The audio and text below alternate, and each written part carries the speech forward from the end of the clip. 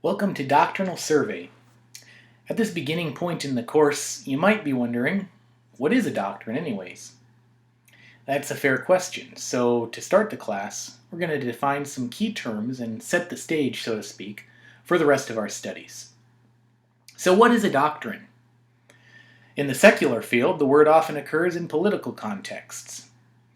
You may have heard of the Truman Doctrine or the Bush Doctrine, which refer to distinct political policies of Presidents Harry Truman and George W. Bush. These doctrines inform the foreign policy decisions that the presidents made. This secular usage illustrates the basic meaning of the word. Simply put, a doctrine is a teaching. It's a specific set of facts or principles pertaining to a certain subject. When we refer to doctrine in the context of the church, we're talking about the church's official teaching. The doctrines of the church are statements of what the church believes. So in this class on Doctrinal Survey, we will be getting a broad overview of all the church's various theological teachings. There's another word worth considering, theology. It's often used interchangeably with the word doctrine, and they're very closely related. But there is a key distinction to make.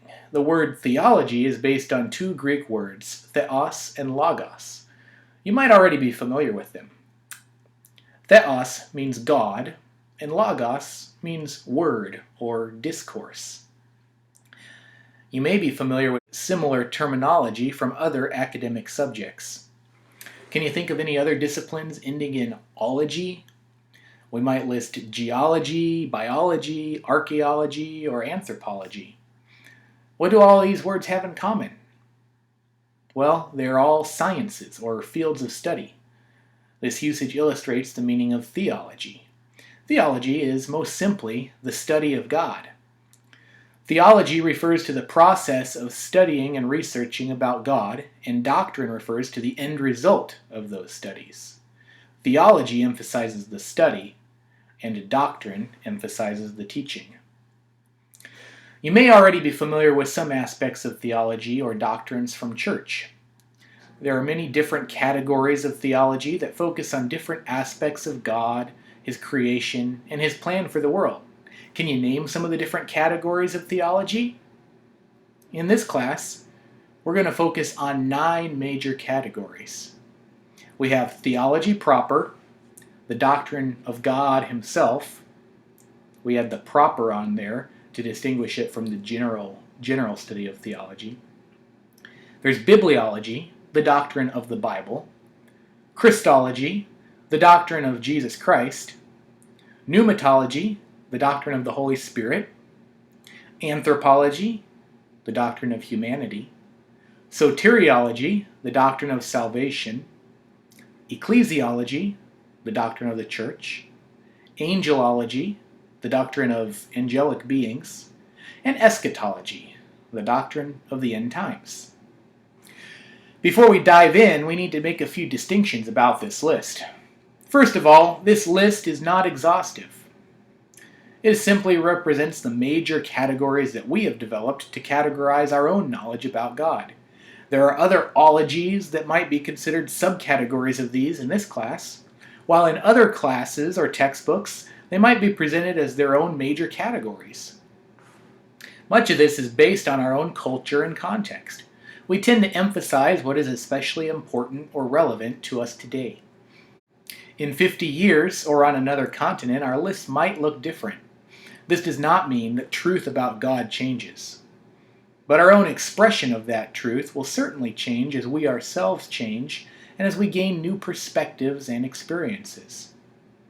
This leads us to the second distinction we need to make. This method of grouping and categorizing our knowledge about God into distinct doctrines represents a specific branch of the field of theology called systematic theology. As our list of doctrines demonstrates, systematic theology seeks to systematize or organize everything we know about God into a neat list or outline. Obviously, this is not the way the Bible presents information. The Bible does not give us a list of facts, and the names of these doctrines do not even occur in the Bible. Systematic theology is the end result of a long process that spans several other branches of theology.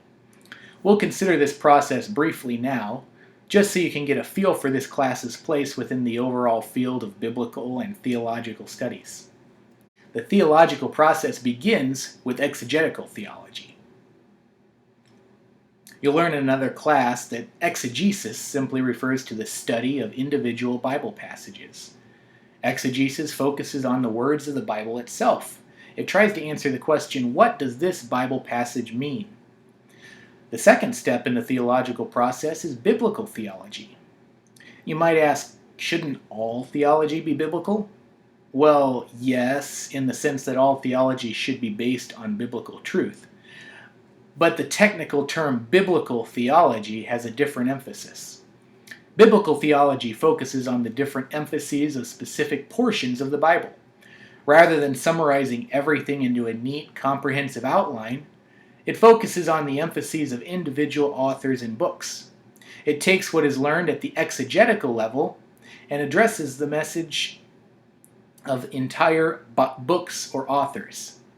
For example, the book of Romans has a lot to say about the doctrine of salvation, but it doesn't say much about angels. Daniel, on the other hand, provides a lot of insight into the angelic realm. Biblical theology helps us realize this.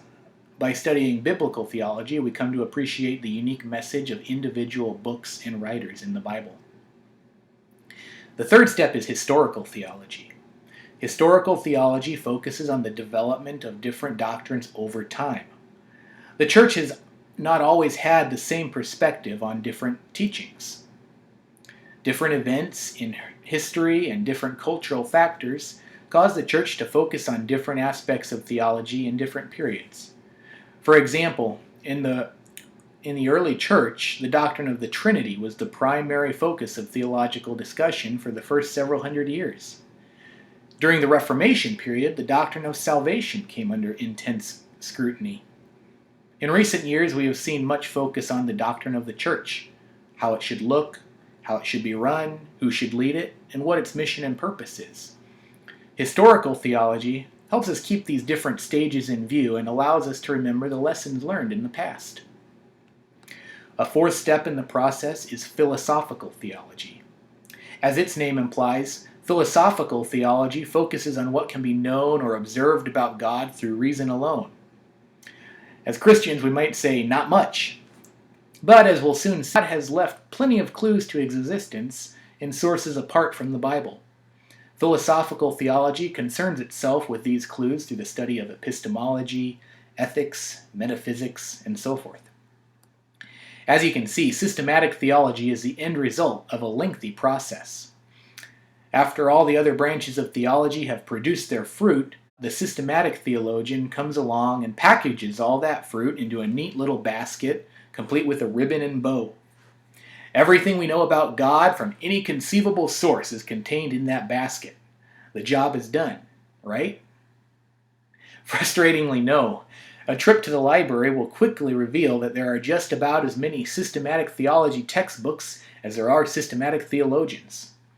Ryrie, Chafer, Grudem, Erickson, Enns, the list goes on and on. Everyone has a unique spin or perspective. Throughout its history, the church has never produced one final, authoritative, comprehensive summary of all truth. The task is never ending. The reality is, as soon as we get that bow tied on the basket, as soon as the final point in our outline is written, as soon as our man-made system is complete, we encounter another perspective, another experience, or another interpretation that throws it all into disarray, and the process starts over. What we're learning in this class might best be described as a snapshot.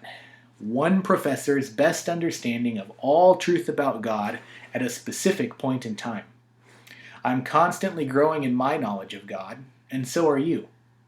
If we are truly doing systematic theology well, our own personal beliefs will be subject to consistent revision. Again, this is not because God's truth changes, but because our own perspectives and understandings change. Rather than a step-by-step model, it might be better to think of the study of theology as a constant cycle. As we study the Bible, history, philosophy, and so forth, we will gain new understandings to incorporate into our system. In the end, We should not be slaves to any system, because all systems are man-made. Our goal is to be slaves to the truth. With this, you have a basic idea of how this class fits into the overall curriculum of Alaska Bible College and the overall discipline of theology. We are now prepared to dive into our detailed survey of systematic theology. You might wonder at this point, why start with systematic theology? Doctrinal survey is one of the first classes in Alaska Bible College's curriculum. If it really is the end of the process, why not start with exegesis, or biblical theology, or historical theology? Let's discuss that question. What do you think? After you finish viewing this mini lecture, join this lesson's discussion titled, Why Start with Systematic Theology?